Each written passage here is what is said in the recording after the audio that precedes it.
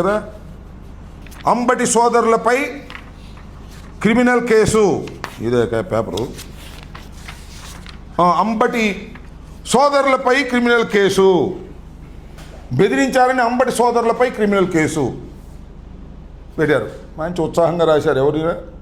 ఈనాడు, ఆంధ్రజ్యోతి. మాజీ మంత్రి Ambati సోదరులపై atrocities case.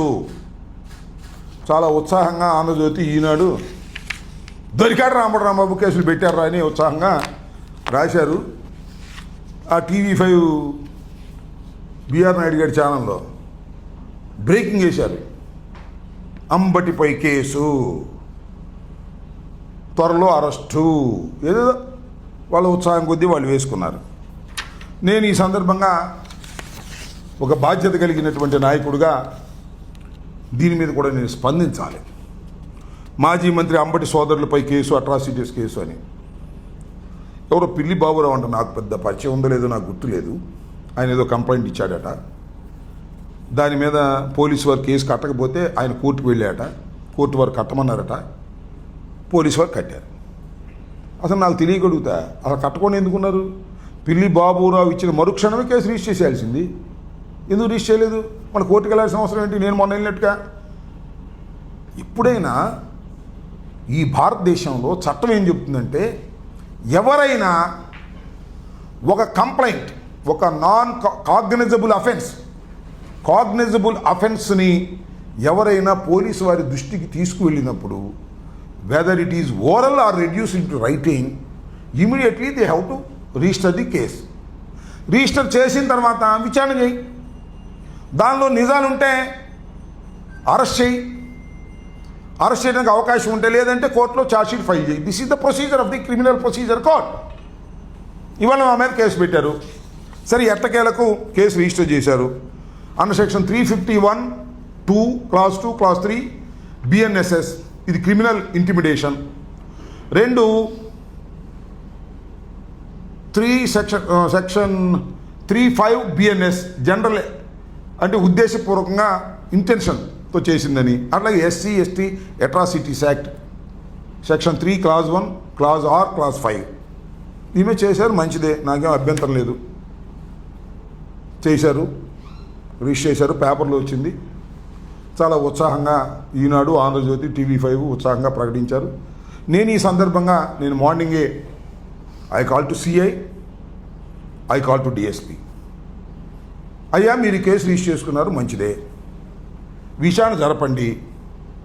దానిలో ఎప్పుడు ఏ క్షణంలో విచారణకు పిలిచినా ఈ అంబటి రాంబాబు వస్తాడు. లేదు, దానిలో నిజమని తేలితే అరెస్ట్ చేస్తారా? చేసుకోండి, నాకు అభ్యంతరం లేదు. I'm ready to.